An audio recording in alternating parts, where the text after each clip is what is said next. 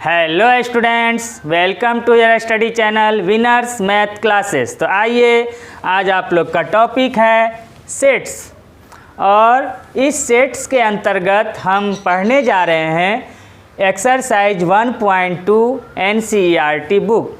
अब ये जो एक्सरसाइज है 1.2 रिलेटेड है टाइप्स ऑफ सेट्स पर, जो कि टाइप्स ऑफ सेट्स आपके साथ एक एक कर वन बाय वन हम डिस्कस कर चुके हैं।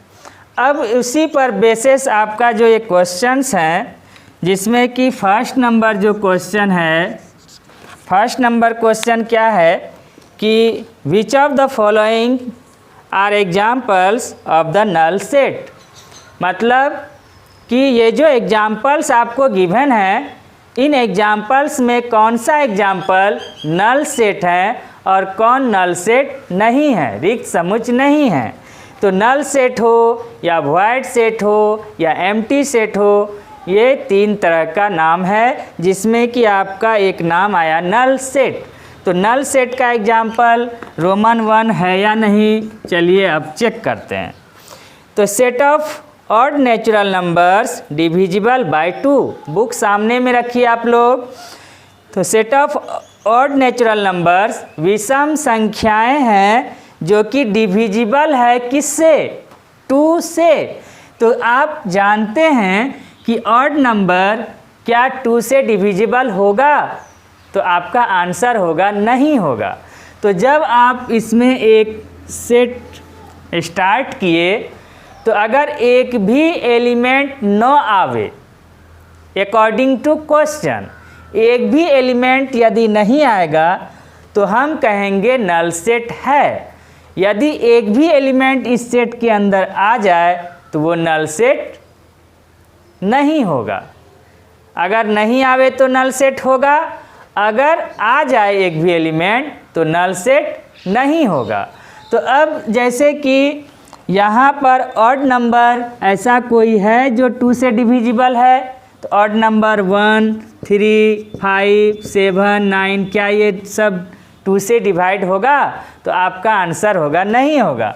तो नहीं होगा तो एक भी एलिमेंट इसके अंदर नहीं आया, तो ये जो हम स्टार्ट किए थे सेट फिर बंद कीजिए और देखिए एक भी एलिमेंट नहीं आने के कारण ये खाली है। तो खाली है कहने का मतलब नल सेट है,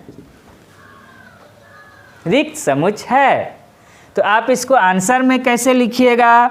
तो सेट ऑफ हम पढ़कर सुना देते हैं, आप लोग लिख लीजिएगा। Set of odd natural numbers divisible by 2 is a null set. इस तरह से आपको लिखना है। क्लियर हो गया? अब रोमन 2 में क्या है कि set of even prime numbers, set of even prime numbers, अभाज्य संख्याओं का समुच्चय, इवन प्राइम नंबर्स लेना है। अभाज्य संख्या तो हो लेकिन इवन हो, सम हो। तो सम अभाज्य संख्याएं, सम संख्या आप जानते हैं 2, 4, 6, 8, 10 सो ऑन। लेकिन इसमें इवन नंबर तो है, लेकिन एक कंडीशन लगा दिया कि वो इवन नंबर क्या हो, तो प्राइम भी होना चाहिए, प्राइम इवन नंबर होना चाहिए। तो प्राइम इवन नंबर सिर्फ एक ही है, वो है 2। तो जब हम इसको स्टार्ट करेंगे सेट को, तो इसमें एक एलिमेंट आ जाएगा 2 जो है इवन भी है, प्राइम भी है। मतलब एक और स्वयं से ये डिविजिबल होता है, कटता है। तो इसलिए 2 एक इवन प्राइम नंबर इस सेट के अंदर आ गया तो खाली रहा, तो आप कहिएगा खाली नहीं है। तो जब खाली नहीं है तो लिखेंगे नॉट अ नल सेट। अगर आप पूरा लिखना चाहते हैं तो लिखिए set of even prime numbers is not a null set. इस तरह से आप लिख दीजिए, आपका आंसर हो गया नॉट अ नल सेट। तो ये रिक्त समुच्चय नहीं आया। रोमन 3 में x such that x is a natural number, और वो नेचुरल नंबर कहाँ से है? तो x less than 5 and x greater than 7। x less than 5 and x greater than 7। तो आप देखिए कि हमको नेचुरल नंबर लेना है। नेचुरल नंबर प्राकृत संख्याएं जो 1 से स्टार्ट होती है, 1 2 3 4 5 सो ऑन। अब इसमें जो कंडीशन है वैसे नेचुरल नंबर को लिखना है इस सेट के अंदर जो कि 5 से छोटी हो। इसको हम क्या मान के चल रहे हैं, x।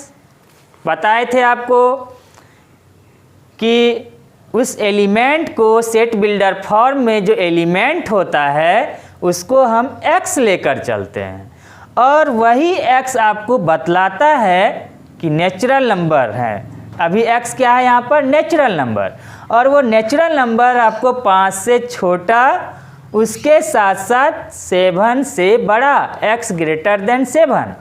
आप दोनों को मिलाकर सोचिए, दोनों को मिला के सोचना है कि नेचुरल नंबर वैसा लिखना है इसमें जो 5 से छोटी हो और वही नेचुरल नंबर 7 से बड़ी भी हो।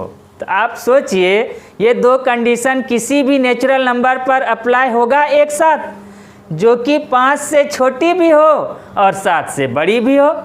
अगर आप एक लेते हैं जैसे सपोज दैट 4, तो ये नेचुरल नंबर 5 से छोटा तो है लेकिन क्या ये उसी टाइम 7 से बड़ा है, 5 से छोटा है, लेकिन इस पे यदि सोचेंगे तो क्या हो जाएगा, 7 से ये बड़ा नहीं है। तो क्या इसमें लिखिएगा, नहीं लिख सकते हैं। अगर इसके अनुसार लेते हैं x ग्रेटर देन 7, x कहने का मतलब नेचुरल नंबर, तो नेचुरल नंबर 7 से बड़ा आप कोई भी एक उठा लीजिए, सपोज दैट 9। तो 7 से बड़ा नेचुरल नंबर एक 9 लिए, तो इसके लिए ये ट्रू है। ये नेचुरल नंबर 9 7 से बड़ा तो है, लेकिन क्या इसके लिए भी ट्रू है, क्या 5 से छोटा है ये, तो आप कहिएगा नहीं है।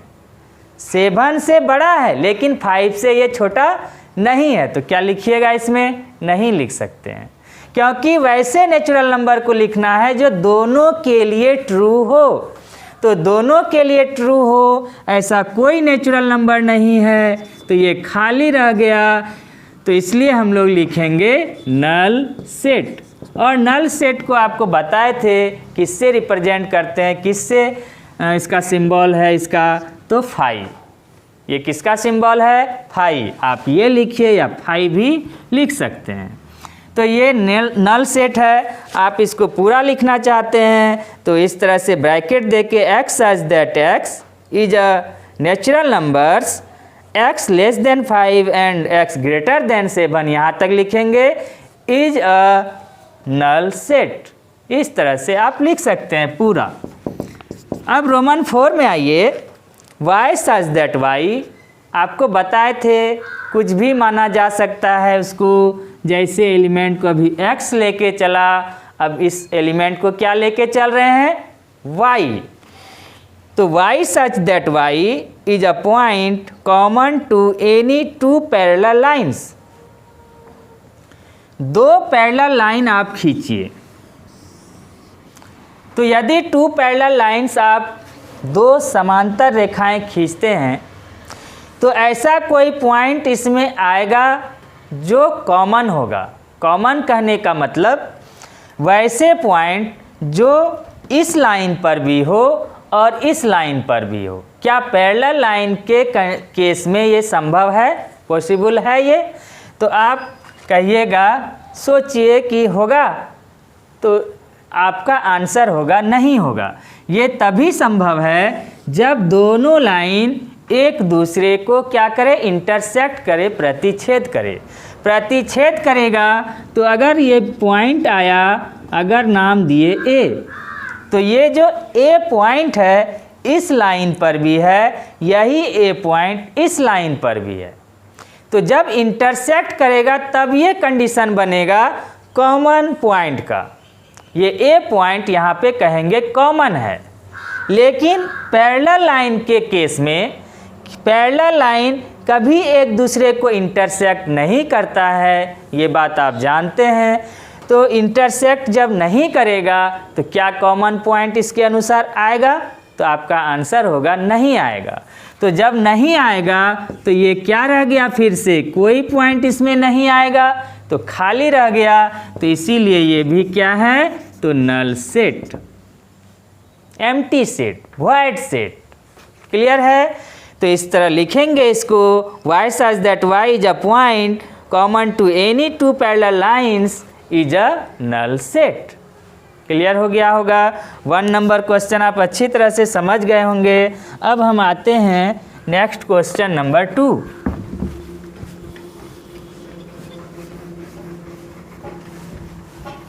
तो क्वेश्चन नंबर 2 क्या है? तो क्वेश्चन नंबर 2 है which of the following sets are finite और इनफाइनाइट। तो आपके साथ डिस्कस किए हैं फाइनाइट और इनफाइनाइट। फाइनाइट सेट क्या है?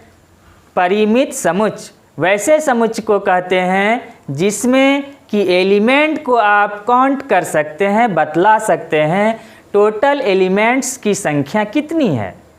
लेकिन आप यदि नहीं बतला सकते हैं तो आप उसी को कहिएगा इनफाइनाइट सेट, अपरिमित समुच्चय। तो अब इसमें चले आइए क्वेश्चन पर, क्वेश्चन नंबर 2 का रोमन 1। अब ये 2 का रोमन 1 क्या है कि the set of months of a year, एक वर्ष के सभी महीनों का संग्रह। तो एक वर्ष में, 1 ईयर में कितने मंथ्स होते हैं? आप इजी पूर्वक बता सकते हैं कि सर 12 मंथ्स 1 ईयर में होते हैं। 1 ईयर इक्वल टू 12 मंथ्स। तो जब 12 मंथ्स हैं और आप उसको गिनती करके बता सकते हैं, जनवरी फरवरी टू दिसंबर 12 मंथ्स आप गिन करके बता दिए, तो गिनती करके बता दिए तो निश्चित है, डिफिनिट है। तो इसलिए क्या ये फाइनाइट सेट है? तो आप कहिएगा कि जब हम गिनती करके बता दिए और इसकी संख्या भी निश्चित है, डिफिनिट है, तो इसलिए ये क्या हो जाएगा? फाइनाइट सेट है। तो हम लोग लिखेंगे कि the set of months of a year is a finite set. तो क्या हो जाएगा ये? Finite set. अब उसी तरह से रोमन 2 में आइए। रोमन 2 क्या है? एक 1 2 3 इस तरह से दिया, 1 2 3 डॉट डॉट, ब्रैकेट बंद कर दिया। तो ये एक सेट है। तो ये एक सेट है, नेचुरल नंबर का सेट है, 1 से स्टार्ट हो रहा है। तो आप गिनती करके बताइए कि बता सकते हैं इसमें एलिमेंट्स की संख्या कितनी है। तो 1 2 3, अब इसमें कितना एलिमेंट है डॉट डॉट में, ये अंडर हम लोग नहीं बता सकते हैं।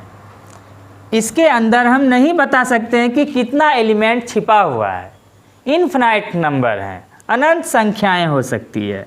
तो इसलिए सबसे अच्छा पकड़ने का टेक्निक क्या है कि यदि क्वेश्चन में डॉट डॉट लगा हो तो आप कह दीजिए कि हम नहीं गिन सकते हैं। तो जब नहीं गिन सकते हैं तो क्या हो जाएगा? Infinite set. तो ये एग्जाम्पल हो जाएगा इनफाइनाइट सेट, अपरिमित समुच्चय, क्योंकि इसके एलिमेंट को हम टोटल कितना संख्या में है गिनकर नहीं बतला सकते हैं। क्लियर हो गया होगा। रोमन 3 में है इसी टाइप का, फिर है आपको 1 2 3 डॉट डॉट 99, 100। तो अब इसमें क्या है कि फाइनाइट है कि इनफाइनाइट सेट है। तो आप देख रहे हैं 1 से स्टार्ट हो रहा है, 1 2 3 डॉट डॉट तो है, लेकिन डॉट डॉट के बाद का डिजिट भी हमको क्या है? पता है कि डॉट डॉट के बाद 99 है और लास्ट हमको 100 है। तो जब आपको लास्ट पता हो, तो लास्ट पता होना मतलब डिफिनिट है, निश्चित है। तो जब डिफिनिट है तभी तो लास्ट है। तो इसीलिए जब डिफिनिट हो गया, लास्ट डिजिट पता है, तो गिनती करके हम बता सकते हैं कि 1 2 3 4 टू 100 डिजिट्स हैं इसमें, तो संख्या निश्चित है। तो इसलिए हम क्या कहेंगे कि ये सेट क्या है, तो फाइनाइट सेट है, is a finite set. Clear हो गया। अब रोमन 4 पर आइए। रोमन 4 है आपका कि the set of positive integers greater than 100 से बड़ी धनात्मक पूर्णांकों का संग्रह या समुच्चय। तो 100 से बड़ी 100 ग्रेटर देन 100 इंटीजर्स लेना है, वो भी पॉजिटिव। तो पॉजिटिव इंटीजर्स 100 से बड़ा 101, 102, 103, 104, 105, इसी तरह आप लिखते जाइएगा। क्या समाप्त होगा? तो नहीं होगा तो डॉट डॉट मारिएगा। तो लास्ट डिजिट आपको पता ही नहीं है कि इसमें कितना अंक है, लिखते रहेंगे, कभी समाप्त नहीं होगा। तो इसलिए 100 से बड़ी जो ये धनात्मक संख्याएं आ रही है, greater than positive integers greater than 100 जो ये हो रहा है, ये अनंत है, संख्या इसका अनंत है। गिनती करके हम टोटल संख्या नहीं बता सकते हैं। तो जब नहीं बता सकिएगा तो कैसा एग्जाम्पल हो जाएगा? इनफिनाइट सेट, अपरिमित समुच्चय। क्लियर है। अब चले आइए रोमन 5। रोमन 5 में है कि the set of prime numbers less than 99। Set of prime numbers, अभाज्य संख्याएं लिखना है हमको, वो 99 से छोटी, लेस देन 99। तो यदि लेस देन का कंडीशन होता है तो वो आपको क्या हो जाएगा? Finite set. क्यों? क्योंकि प्राइम नंबर लेस देन 99, 99 से छोटा प्राइम नंबर, अभाज्य संख्याएं, वो क्या होगा? निश्चित होगा। लास्ट हमको पता है 99। क्या 99 से ऊपर भी लेना है? तो नहीं। लास्ट हमको जब पता चल गया कि 99 से छोटा प्राइम नंबर, तो 99 से छोटा प्राइम नंबर 97। तो 97 हमको पता है कि 1 और 97 से ही ये डिविजिबल है। तो इसलिए लास्ट डिजिट जब पता चल गया, या ऐसे भी कह रहा है 99 से छोटी, तो 99 से छोटी जब भी होगा तो वो एक निश्चित संख्या होगा। ठीक है। 99 से वही अगर बड़ा कह देता तब फिर हो जाता इनफिनाइट सेट, तब उसकी संख्या हम नहीं बतला सकते थे। लेकिन अगर 99 से छोटा कहा तो हम शुरू से लेकर लास्ट 99 से पहले तक लिखेंगे और उसको गिनती करके बता देंगे। तो गिनती कर लिए तो इसलिए क्या हो जाएगा? Finite set. क्लियर हो गया होगा आपको। तो 2 नंबर भी आप समझ गए। अब चले आते हैं नेक्स्ट आपके 3 नंबर पर। अब ये 3 नंबर क्या है कि state whether each of the following set is infinite और फाइनाइट। फिर से वही क्वेश्चन आपको रिपीट किया, लेकिन एग्जाम्पल्स बदल गए। इस बार 3 का रोमन 1 कि the set of lines which are parallel to the X axis. ये जो एक्स एक्सिस के पैरेलल कोई भी लाइन आप प्लॉट करते हैं, इसके पैरेलल लाइन अगर हम प्लॉट करें तो क्या इसकी संख्या निश्चित होगी? तो निश्चित नहीं होगी। इसमें खींच सकते हैं, यहाँ खींच सकते हैं, यहाँ खींच सकते हैं, अनंत खींच सकते हैं। तो ढेर सारा खींच सकते हैं जिसकी संख्या निश्चित ही नहीं होगी एक्स अक्ष के पैरेलल में, समांतर में। तो जब संख्या निश्चित नहीं हुआ तो अब आपको पता ही है फाइनाइट होगा कि इनफिनाइट होगा। निश्चित के केस में फाइनाइट, अनिश्चित के केस में इनफिनाइट। तो यहाँ पर अनिश्चित है, कितना भी लाइंस आ सकते हैं जो हम गिनती करके नहीं बता सकते हैं। अगर अभी यहाँ गिनेंगे 1 2 3 4 5 6 7 लाइन्स हैं, फिर एक खींच दिए 8 हो गया, 2 और खींच दिए, तो बढ़ता जा रहा है, संख्या निश्चित ही नहीं है कि इतना ही होगा, तो इसलिए ये क्या हो जाएगा, इनफिनाइट सेट। क्लियर है। उसके बाद रोमन 2 है कि the set of letters in the English alphabet, अंग्रेजी वर्णमाला के लेटर्स का समूह। तो अंग्रेजी वर्णमाला इंग्लिश अल्फ़ाबेट में आप बचपन से जान रहे हैं कितने लेटर्स होते हैं, गिनती किए होंगे, तो ABC से लेकर Z तक यदि गिनिएगा तो 26 लेटर्स आपको प्राप्त होंगे। तो जिसकी संख्या निश्चित है, न बढ़ेगा न घटेगा, 26 लेटर्स हैं, तो निश्चित के केस में क्या हो जाएगा, फिनाइट सेट। गिनती कर लिए हम लोग। अब रोमन 3 है कि the set of numbers which are multiple of 5, वैसा संग्रह है जो 5 का गुणज है। 5 का गुणज कहिए या 5 का पहाड़ा कहिए, तो मल्टीपल है 5 का, तो 5 का मल्टीपल या 5 का टेबल आप लोग पढ़े हैं, 5 10 15 20 25, क्या ये निश्चित होता है? लास्ट हम लोग पढ़ते हैं 50, 5 10 जा 50, क्या 50 तक ही होता है? क्या 55 नहीं होगा? 55 के बाद 60 नहीं होगा? 65 नहीं होगा? तो ये आता रहेगा। तो जिसकी संख्या निश्चित नहीं है, डिफिनिट नहीं है, तो जब डिफिनिट नहीं है तो अब आप अपने आप बतला सकते हैं कि फिनाइट होगा कि इनफिनाइट होगा। तो जब निश्चित नहीं है, डिफिनिट नहीं है इसकी संख्या, तो क्या हो जाएगा, इनफिनाइट सेट। ठीक है। अब चले आइए आपके एग्जाम्पल नंबर रोमन 4 पर। तो रोमन 4 क्या है कि the set of animals living on the earth, पृथ्वी पर रहने वाले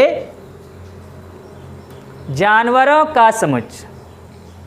तो पृथ्वी पर रहने वाले जानवर, अब आप कुछ स्टूडेंट्स के दिमाग में चलेगा कि पृथ्वी पर रहने वाला जानवर तो बहुत है, जिसकी संख्या तो बहुत ज़्यादा है, हम तो गिनती कर ही नहीं सकते हैं। तो इसका मतलब है जब गिनती नहीं कर सकते हैं तो हो जाएगा आपके अनुसार इनफिनाइट। लेकिन आप दूसरे तरह से थोड़ा सा सोचिए कि आपको किसकी बात किया, अर्थ का। तो अर्थ जो है, सपोज दैट ये अर्थ है, तो अर्थ का क्या, उसका जो एरिया होगा, क्या उसका निश्चित है कि नहीं है? अर्थ का क्षेत्रफल निश्चित है? तो आप कहिएगा हाँ सर निश्चित है, उसका लंबाई चौड़ाई सारा कुछ पता है। तो जब पता है तो इसमें जो है, इस पर रहने वाला जो चीज़ निश्चित है, तो अर्थ निश्चित है, अनिश्चित नहीं है। तो जब अर्थ निश्चित है तो उस पर रहने वाला कोई भी जीव जो होगा वो क्या होगा, आप एज्यूम कीजिए, निश्चित होगा, डिफिनिट होगा, क्योंकि जिस पर वो रह रहा है वो खुद निश्चित है।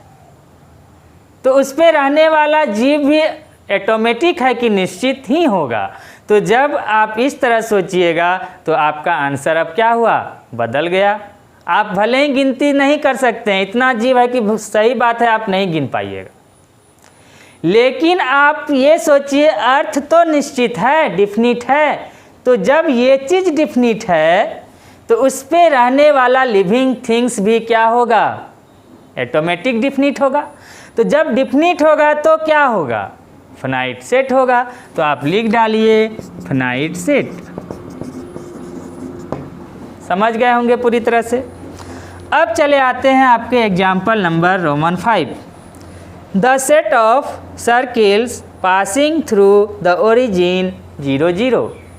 तो ओरिजिन से होकर पास करने वाले, गुजरने वाले वृत्तों का समुच्चय। तो यदि हम एक ओरिजिन प्लॉट करते हैं, कर लिए एक ओरिजिन। अब इस ओरिजिन से होकर हम कितने वृत्त को पास कर सकते हैं, कितने सर्किल को पास कर सकते हैं, तो आपको पता चलेगा कि मान लीजिए एक सर्किल ये है, फिर दूसरा सर्किल ये है, तीसरा सर्किल ये है, चौथा सर्किल ये है। तो क्या इसकी संख्या निश्चित है? तो आप पाइएगा कि इसकी संख्या निश्चित नहीं है। कोई स्टूडेंट आएगा और एक ठो इस पर खींच देगा, खींच दिया, और कोई आएगा और खींच देगा, तो संख्या निश्चित हो कहाँ रहा है? तो जब संख्या निश्चित नहीं है, डिफिनिट नहीं है, तो हम लिखेंगे कौन सा एग्जाम्पल जाएगा? जब संख्या निश्चित नहीं है तो इनफिनाइट सेट। तो आप समझ गए यहाँ तक। तो इसी तरह से आपका हम जो है फिर आगे का वीडियो बना देंगे। तो तब तक के लिए थैंक यू। तो आप से बार बार हम ये कहते हैं कि जो भी स्टूडेंट्स इस चैनल को देख रहे हैं, पढ़ रहे हैं, इससे समझ रहे हैं, अगर आपको मेरा वीडियो पसंद आ रहा है, पढ़ाई समझ में आ रही है, तो आप निश्चित रूप से अभी सब्सक्राइब कर लें, और जिससे कि मैं आपसे रिलेटेड टॉपिक का जो भी लेटेस्ट वीडियो बनाऊं आपको सबसे पहले मिले। इसलिए जल्द से जल्द आप इस चैनल को सब्सक्राइब करें और बेल आइकन को अवश्य दबाएं। तो चलिए फिर मिलते हैं आपसे नेक्स्ट वीडियो में।